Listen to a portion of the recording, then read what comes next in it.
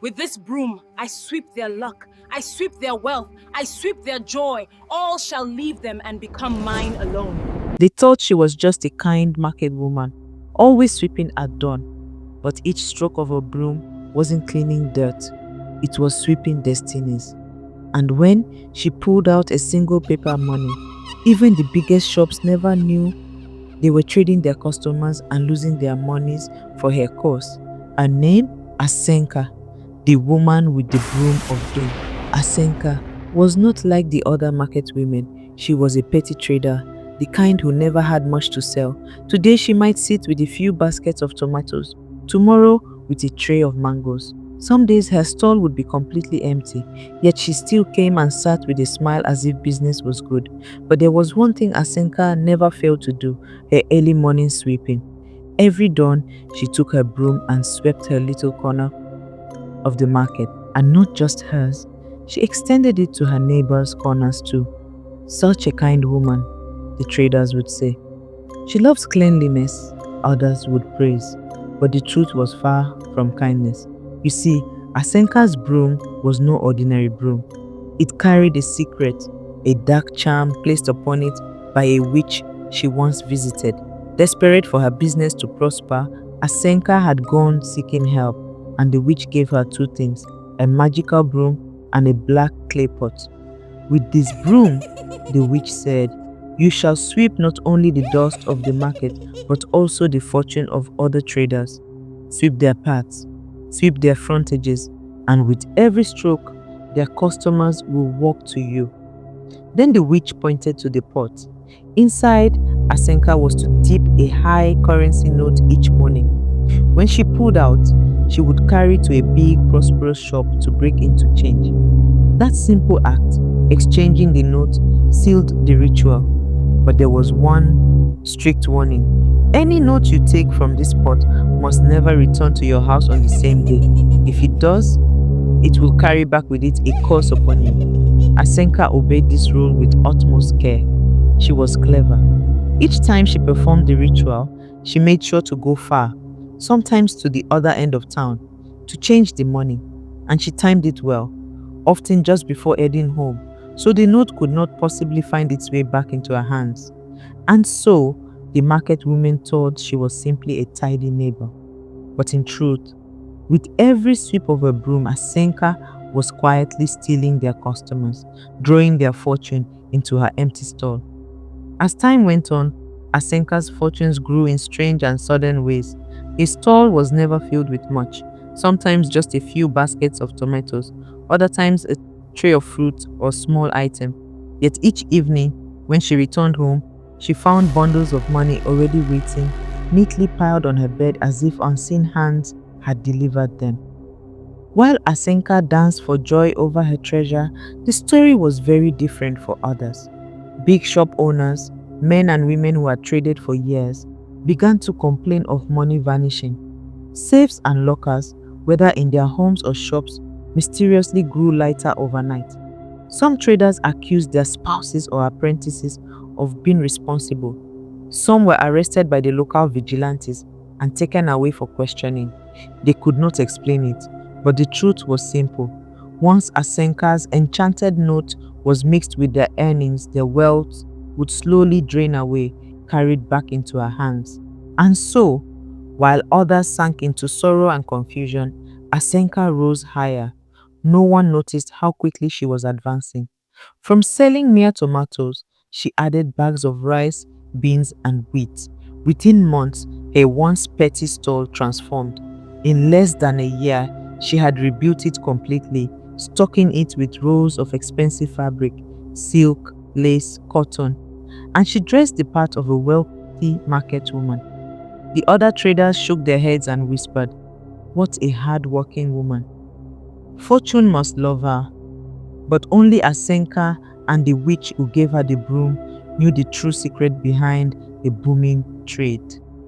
Even as her business grew and she employed an apprentice to help manage the large shop, Asenka never let go of her morning ritual. No one was allowed to sweep for her, not even the young apprentice who begged to help. Each dawn, before the market fully stirred, Asenka arrived with her broom in hand, sweeping the paths with the same careful strokes that had carried her this far. With every sweep, she claimed more customers before her apprentice ever opened the doors. Success had changed Asenka. She was no longer the struggling petty trader. Asenka was now so powerful that even wealthy men bowed at her feet. She used them for pleasure, discarded them when she pleased, and never once thought of marriage. To her, men were toys, nothing more. When she discovered she was with child, she laughed. I don't need to know who the father is, she told herself. I am rich enough. I need no man's hand to raise my child. My broom will never fail me. 9 months passed and the child was born. A girl. She named her Voteka. Voteka became the apple of her eye, the one treasure she valued above all else. But what Asenka never knew was that Voteka carried a fate hidden deep in her blood. From the very first cry of her birth, Voteka was a child wrapped in fortune.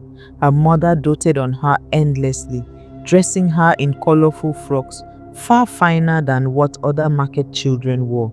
Her hair was always neatly plaited, her tiny feet in shoes that clicked against the dusty parts of the market.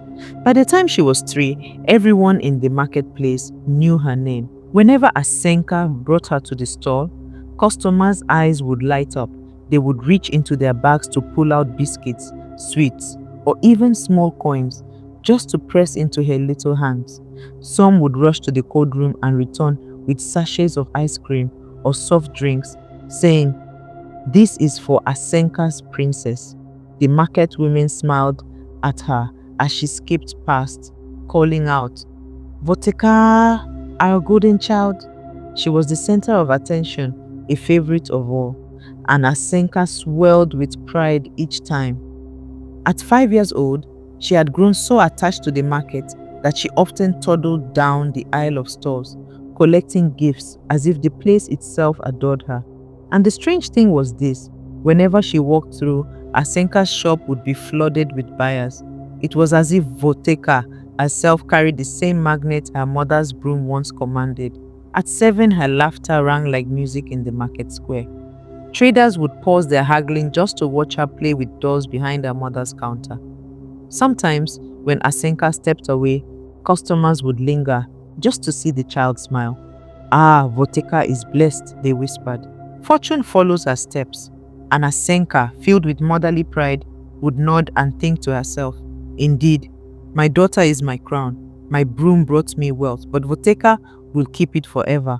What Asenka could not see was the shadow hidden beneath the child's laughter, the destiny quietly shaping itself, waiting for its time. While Voteka was adored in the market, a mother's shadow stretched wider and darker than anyone could imagine. Asenka's broom and her magic notes worked tirelessly. Each time she pulled a bill from the clay pot and exchanged it for change, another trader's fortune drained into her hands. At first, people did not notice. A few shopkeepers grumbled about missing money, thinking perhaps it was their own carelessness. But soon, the losses became too heavy to ignore. Big stores, once bustling with buyers, began to stand empty. Owners who once boasted of riches now sat at their counters with empty shelves, despair carved into their faces. Some borrowed heavily to revive their trade, pawning family lands or selling their livestock. Yet within weeks, they found themselves back at square zero, their earnings swallowed into thin air. And all the while, Asenka's store grew larger, richer, grander. Whispers began to spread through the town. Men who once strutted proudly as successful traders were now broken. The pressure became unbearable. Some stumbled home drunk, cursing their bad luck. Others disappeared into the night, leaving behind families with debts they could never repay. And worse still, a few ended their own lives, unable to bear the shame of ruin. News of men collapsing under the weight of failure, of fathers who took their own lives because their businesses had crumbled, spread like wildfire. It became the talk of the town, the tragedy of the market. Yet Asenka's treasury only swelled higher. She bought new clothes, gold bangles, and ornaments that glittered under the sun. Her warehouse overflowed with goods.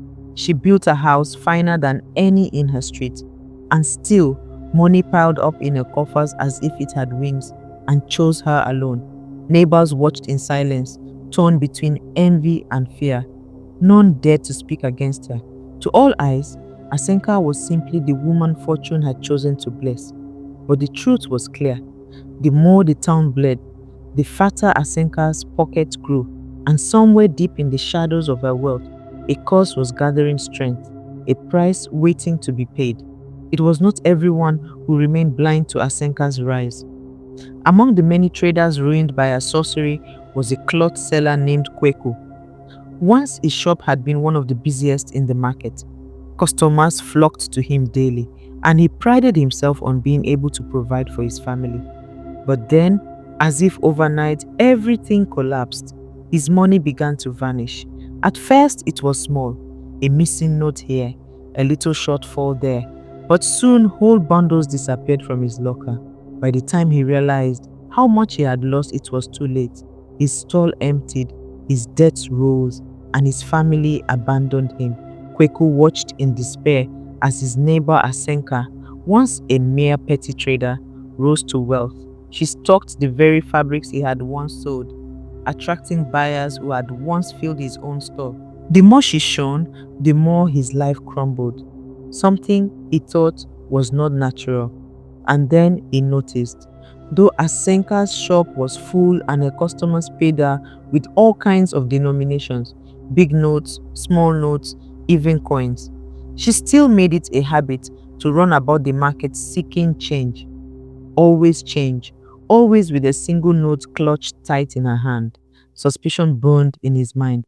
So Kweku began to watch her closely. He followed her with his eyes whenever she left her store. On more than one occasion, he saw her head straight to the wealthiest shops, offering them her note and walking away with a pocket full of change. He knew something was not right. Why does a woman whose customers pay her daily still chase change like a beggar? He thought. And why always from the big shops? The pattern was too sharp to ignore. Kweku whispered his suspicions to a few others, fellow traders who had also fallen mysteriously into ruin. They too admitted they had seen Asenka's strange habit, and though no one dared to accuse her openly, a murmur began to spread through the market. Asenka's money is not clean. She is not as innocent as she looked. The rumors crept like smoke. Some dismissed them, others believed. But one thing was certain. Eyes had begun to follow Asenka more closely, and with each dawn, when she swept the market paths with her enchanted broom, a silent fear grew among those who watched. That evening, the market was winding down. A faint orange glow bathed the rows of wooden stalls, and traders began pulling down their shutters.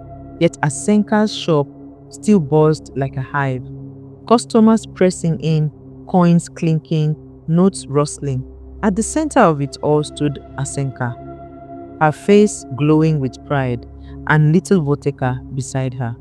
Then, as though restless, Asenka reached for a folded magic note she kept in her bag. "Voteka, wait here," she said briskly. Without a second thought, she dashed off towards Katapa's big shop. Katapa, tall, round-bellied, with a voice that carried like a drum, had been waiting. Kweku's warning still rang in his ears. He smiled as Asenka approached. "Evening, Asenka. Do you need anything, eh?" he asked, pretending nothing was amiss. "Yes, take this note," Asenka replied quickly, her eyes darting. "Break this for me." Katapa took the note with a casual nod, but instead of mixing it with the bundles inside his locker, he bent down and slyly placed it beneath an old basket by the counter. His hands moved slow, deliberate. "Here is your change," he said, passing her neat bundles of smaller notes. Asenka snatched them greedily, her lips curling in a satisfied smile. "Good man," she muttered, striding back to her shop, unaware of the trap closing behind her. The very moment her footsteps faded, Katapa barked an order. "Kuma! Tete, follow her path. No, take the other lane. Take this note and make sure you give it to Asenka's daughter. Quick!" The two boys darted off like shadows, the marked note clutched tight. Minutes later, they reached Asenka's shop where Voteka still stood outside, humming softly to herself. One of the boys knelt before her, lowering their voices. "Voteka here," Kuma whispered, pressing the note into her palm. "Keep this in your pocket. Don't lose it, eh? It is a gift." The little girl's eyes widened with delight. She collected the note, clutched it to her chest, giggling. "Thank you. I will keep it safe." Inside the shop, Asenka was ready to close for the day, not realizing that her undoing now sat folded in the pocket of her own beloved child. That night, Asenka and little Voteka ate their dinner happily. The child laughed as she licked her fingers, chattering about the biscuits and sweets she had gathered from customers earlier in the day.